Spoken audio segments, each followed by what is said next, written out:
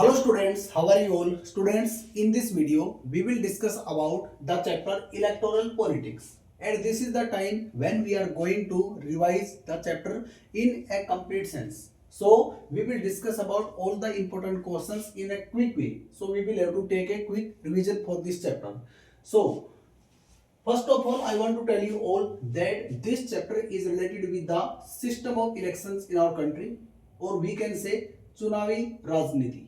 Okay, अगर Hindi medium students के according देखा जाए तो हिंदी मीडियम में अगर हम इसको कन्वर्ट करते हैं तो it will be called as चुनावी राजनीति. जो राजनीति या जो व्यवस्था जो चुनावों से संबंधित होती है किसी देश के अंदर, तो it is related to it.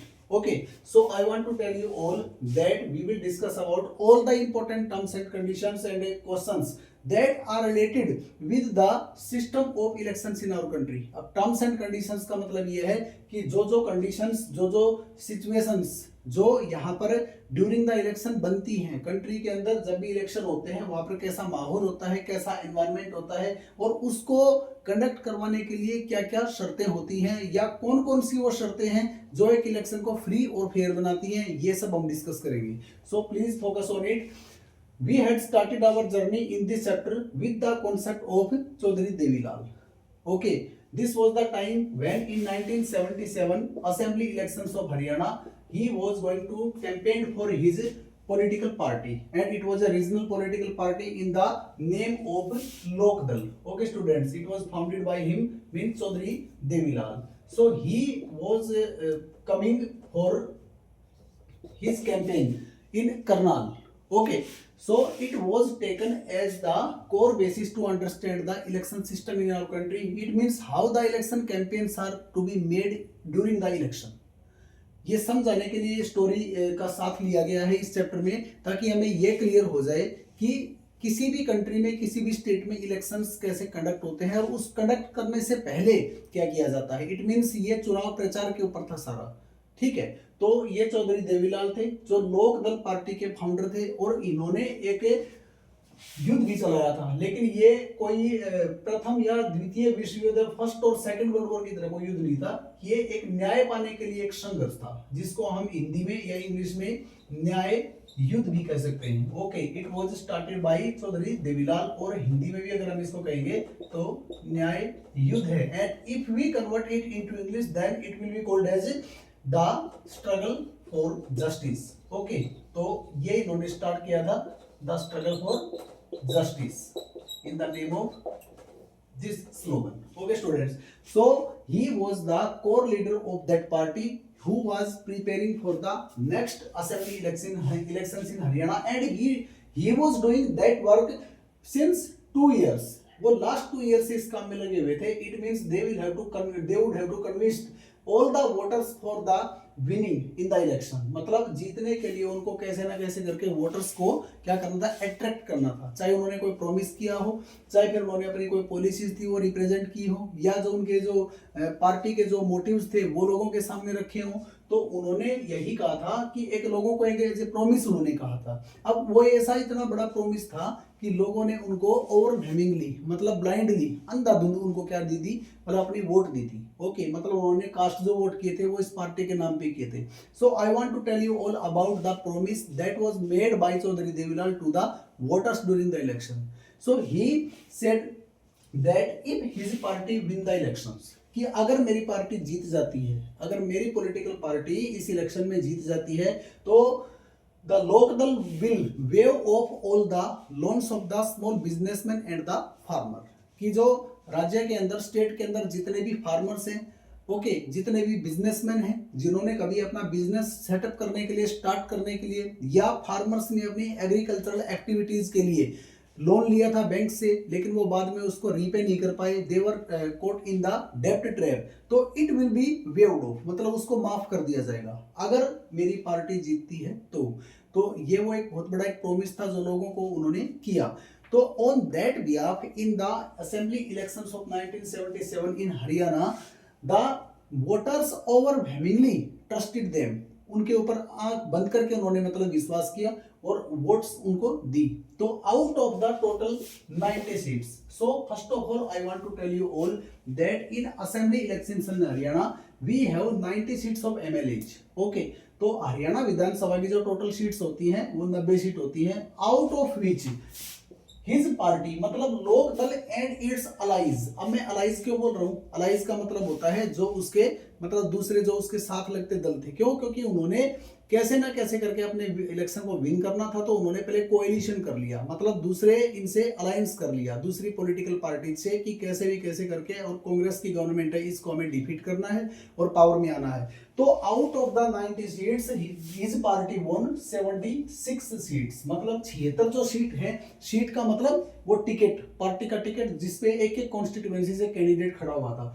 ठीक है, तो ये 76 सीट जो है उसको मिल गई। और अकेले अगर हम लोक दल की बात करते हैं, द लोक दल alone won 60 seats out of the 90 seats. अब you all know that for making a government, अगर किसी पॉलिटिकल पार्टी को अपनी गवर्नमेंट बनानी होती है तो उसको टोटल की हाफ सीट तो चाहिए होती है। तो इनको अकेले को 60 सीट्स मिल रही है, और इनकी अलायंस की अगर बात करते हैं तो इन सब की मिला के 76 सीट्स है। And the Congress won only 5 seats in that election, so it was defeated by the Lok Dal. तो गवर्नमेंट बननी ही थी इनकी। तो क्या प्रॉमिस किया था चौधरी देवीलाल ने कि अगर मेरी पॉलिटिकल पार्टी, मेरी पार्टी अगर जीत जाती है, ठीक है, अगर हमारी पार्टी इलेक्शन विन कर लेती है और अगर हमारी सरकार आती है, तो हम सबसे पहले फार्मर्स और बिजनेसमैन के जो आउटस्टैंडिंग लोन्स हैं उन सबको माफ कर देंगे। ठीक है, तो उन्होंने विद इन 3 और 4 days it was done by the local लोक दल। ओके स्टूडेंट्स, तो उन्होंने ये काम कर दिखाया। But in the next election, next assembly elections, it was defeated and again Congress won the election and they made the government। तो ये कॉन्सेप्ट हमने इसलिए लिया था समझने के लिए कि भाई किसी भी कंट्री में, किसी भी स्टेट में जब इलेक्शन होते हैं तो उसका मेन पर्पज क्या होता है और उसको किया कैसे जाता है, लोगों को कैसे अट्रैक्ट किया जाए और उनसे वोट से वो सिक्योर किए जाएं। उसके बाद लोग ये डिसाइड करते हैं कि वो पॉलिटिकल पार्टी है जिसको हमने ट्रस्ट करके इलेक्शन में वोट दिया है, क्या वो हमारा काम करेगी, नहीं करेगी। But it depend on the working of that political party in the upcoming years. Okay, suppose वो पॉलिटिकल पार्टी 5 साल के लिए रही, 5 साल के लिए पावर में वो आ गई थी, उसके बाद उन्होंने जो प्रॉमिस किया था वो पूरा भी कर दिया था, लेकिन हो सकता है आफ्टर सम टाइम, कुछ मतलब 1 साल बाद या 2 साल बाद, जब भी उनको अपनी पावर, जब उन्होंने अपनी पावर को विल्ड करना स्टार्ट कर दिया प्रॉपरली, तो हो सकता है उन्होंने बाद में वो काम नहीं किए होंगे जो लोगों के फेवर में हो, या फिर लोगों ने कुछ और डिसाइड किया कि अब की बार हमें चेंज चाहिए, तो अगली बार उसको डिफीट कर दिया गया, उसको वोट कम मिले और सीट कम मिले और दोबारा कांग्रेस आ गई थी। ठीक है, तो इसीलिए ये होता है election campaign and that is the main motto in this chapter about which we are going to discuss students.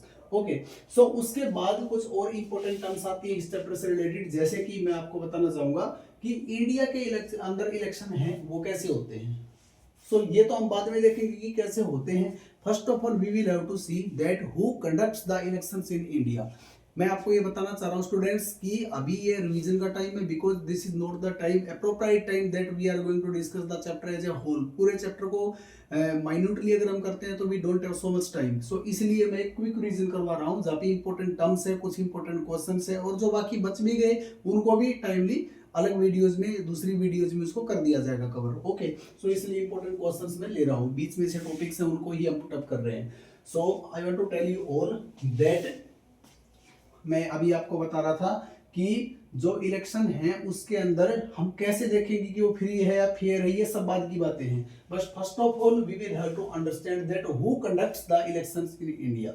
सो आप सबको पता है, जैसा कि आपने चैप्टर में पढ़ा भी होगा, कि ये जो काम होता है वह मेन मोड टास्क होता है, बड़ा इंपॉर्टेंट काम होता है। From the date of announcement, इसका मतलब कि इलेक्शंस कब होंगे, अनाउंसमेंट से लेके और जो डिक्लेरेशन ऑफ द रिजल्ट है तब तक का सारा काम है, इंपॉर्टेंट टास्क है। ये कौन करता है? Election commission. तो ये चुनाव आयोग है जो हमारे देश में ये काम करवाता है। ठीक है, इलेक्शन में अगर लोकसभा इलेक्शंस की बात होती है तो election commission takes the responsibility, and if the state assembly elections are going to be held then the state election commissions are there to conduct that work. Okay students, so it is an important body, it is an important government body that is responsible for the conduct of elections. Okay, and it is as much as powerful as the judiciary of India. It is very impossible to remove the election commissioner from his or her post by any ruling party also, अगर कोई शासक जो दल होता है जो अभी rule कर रहा है कंट्री के अंदर, जो इनकम्बेंट गवर्नमेंट होती है, अगर वो भी अपनी पावर को बिल्ड करने के बाद अगर इस बात के लिए फोर्स करे कि भाई हम जो चाहेंगे वो होगा, ऐसा नहीं हो सकता। That's why it is so independent and powerful in our country. तो there are so very few election commissions are there which are so much powerful they like the election commission of our country। मतलब इतना चुनाव आयोग हर देश के अंदर नहीं होता इतना ज्यादा पावरफुल जितना कि इंडिया में है, कि न्यायपालिका के ऊपर क्वेश्चन लगाना समझ लो और इसके ऊपर लगाना एक बराबर की बात होती है। So I want to tell you all that this responsibility is taken by the election commission in our country. अब उसके बाद मैं आपको अभी नेक्स्ट बताने वाला हूँ कि हमारे इंडिया में इलेक्शन सब होते कैसे हैं। अब होने का मतलब ये है कि आप सबको पता है कि फॉर द पार्लियामेंट जो लोकसभा इलेक्शन होते हैं वो एवरी 5 ईयर या हर 5 साल में होते हैं, आप सबको पता है इस बात का। और जो लोकसभा और राज्यसभा का तो चलो अलग मैटर है, ठीक है। लोकसभा है उसके अंदर 543 सीट्स और प्लस में 2 nominated by the president. Okay, तो 545 टोटल सीट्स होती है इनके लिए जो है वो इलेक्शन, मतलब 543 के लिए मेनली करवाए जाते हैं। और जब लोकसभा के अंदर कोई मेंबर चुन के जाता है किसी कॉन्स्टिट्यूएंसी से, तो it will be called as MP. MP stands for member of parliament. और जब किसी स्टेट असेंबली के इलेक्शन में जो कैंडिडेट है किसी कॉन्स्टिट्यूएंसी से विन करता है, जीतता है, तो ही और she will be called as a MLA. ठीक है, तो ये एमएलए होते हैं मेंबर ऑफ लेजिस्लेटिव असेंबली और ये होते हैं मेंबर ऑफ पार्लियामेंट। क्लियर हो गया स्टूडेंट्स।